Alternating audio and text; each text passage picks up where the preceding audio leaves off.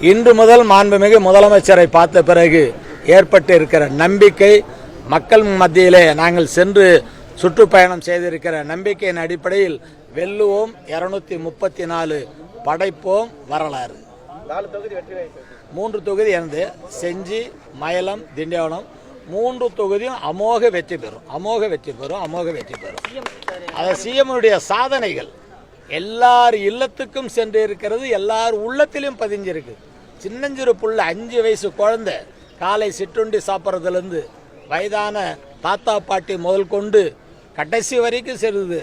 தாய் வயிற்றில் இருக்கிற கருவிலிருந்து ஒரு மனிதன் வாழ்ந்து பிறந்து நடந்து செல்லுகின்ற இறுதி பயணம் கல்லறை வரையிலும் திராவிட மாடல் ஆட்சியினுடைய சாதனை சென்று இருக்கிறது.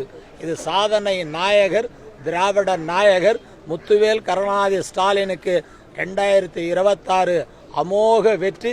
234 தொகுதியும் வெல்லுவோம், படைப்போம் வரலாறு. சுருக்கமாக சொன்னார். 2016 இவ்வளோ ஓட்டு வாங்கியிருக்கீங்க வித்தியாசம், 2021 வாங்கியிருக்கீங்க, நாடாளுமன்றத்தில் இவ்வளோ வித்தியாசம் வாங்கியிருக்கீங்க. தொகுதி நல்லா இருக்குது, நல்லா வச்சுக்கிங்க, மக்களை நல்ல முறையில் சந்திங்க, மேலும் கூடுதலாக வெற்றி பெறுவதற்கு உண்டான வாய்ப்பை தேடிக்கிங்க அப்படின்னு நல்ல முறையில் எல்லாரையும் வச்சுன்னு சொல்லியிருக்காரு. நன்றி. இன்று முதல் மாண்புமிகு முதலமைச்சரை பார்த்த பிறகு ஏற்பட்டு இருக்கிற நம்பிக்கை, மக்கள் மத்தியிலே நாங்கள் சென்று சுற்றுப்பயணம் செய்திருக்கிற நம்பிக்கையின் அடிப்படையில் வெல்லுவோம் 234, படைப்போம் வரலாறு. 3 தொகுதி எனது, செஞ்சி, மயிலம், திண்டிவனம் 3 தொகுதியும் அமோக வெற்றி பெறும். அது சிஎம்னுடைய சாதனைகள் எல்லார் இல்லத்துக்கும் சென்று இருக்கிறது, எல்லார் உள்ளத்திலும் பதிஞ்சிருக்கு.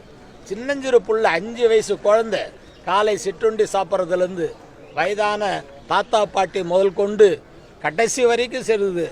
தாய் வயிற்றில் இருக்கிற கருவிலிருந்து ஒரு மனிதன் வாழ்ந்து பிறந்து நடந்து செல்லுகின்ற இறுதி பயணம் கல்லறை வரையிலும் திராவிட மாடல் ஆட்சியினுடைய சாதனை சென்று இருக்கிறது.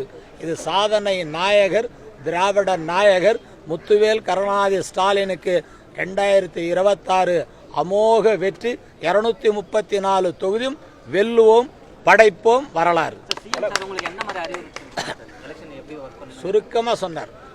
2016 இவ்வளோ ஓட்டு வாங்கியிருக்கீங்க வித்தியாசம், 2021 வாங்கியிருக்கீங்க, நாடாளுமன்றத்தில் இவ்வளோ வித்தியாசம் வாங்கியிருக்கீங்க.